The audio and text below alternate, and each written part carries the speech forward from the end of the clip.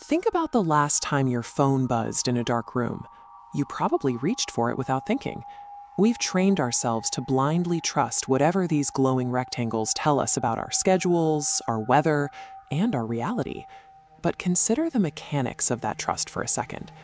What happens if a daily notification stops predicting the rain and starts dictating the exact timestamp of your own murder? 3 nights ago, Ethan Cole found a nameless YouTube channel. It had no profile picture and no viewing history. It held just a single video, titled for the very next day at 7 p.m. When he clicked it, the video showed tomorrow's date. A local reporter stood directly outside Ethan's apartment building, looking terrified. She held up his actual driver's license and announced that at exactly 7:16 p.m., local resident Ethan Cole was found dead. Ethan treated it like an elaborate prank, succumbing to the Cassandra truth, a prophecy so precise that the target's own logic forces them to reject it. When a victim is staring directly at a perfectly laid trap and smiling, the true danger isn't the upcoming event, it's the ignorance that the countdown has already started.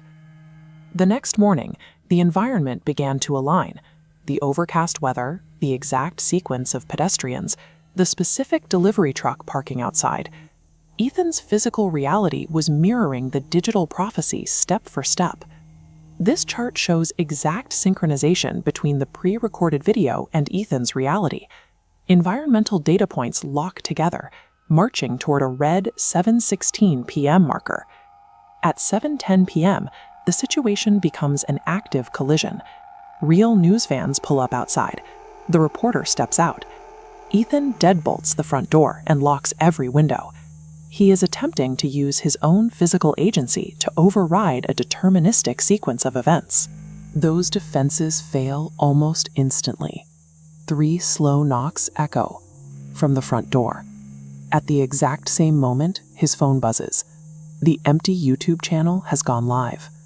Deadbolts and locked windows are physical solutions. They are useless against a mechanical timeline that has already written the outcome of the evening. The methodology of the attacker suddenly shifts. The channel is no longer broadcasting a pre-recorded shot from the street. It's streaming live, from inside the locked apartment. Ethan stands in his isolated hallway, holding his glowing phone, watching a live broadcast of his own back. A voice directly behind him whispers, "Don't turn around." The live chat on the screen explodes in a panic, begging him to run. He freezes in place, paralyzed by the proximity of the threat. Just before the 7:16 deadline, the timeline appears to break. A tactical team violently breaches the front door, sweeping the apartment and shouting for everyone to get down. Ethan turns around. The hallway is completely empty. He has survived the deadline and seemingly defeated the prophecy. But the illusion of safety shatters when an officer reviews his body camera footage. The grainy image shows Ethan in the hallway, with a shadowed figure in a black hoodie standing over his shoulder, smiling directly at the lens. Ethan didn't break the timeline through his own actions. The entity simply chose to let him live, asserting absolute dominance over his reality. By the next morning, the physical danger is gone.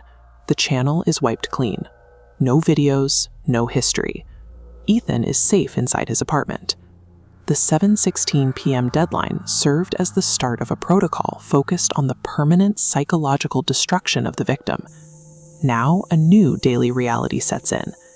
Every night at exactly 7 p.m., Ethan's phone lights up with a single notification. Tomorrow's News has uploaded a new video. This chart illustrates the predestination trap. The victim becomes caught in an endless loop of prediction, anxiety, and paralysis. The fear of what might happen tomorrow prevents them from ever actually living in the present.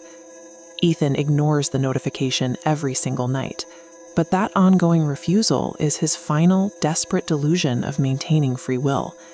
The entity still controls his every evening. Think about your own habits. Next time you're sitting in the dark and your device demands your attention, ask yourself who actually dictates your schedule. When we trade our agency for the certainty of a screen, we stop acting and start waiting. We keep checking for the next update, unaware that we've already locked ourselves into a future we didn't write.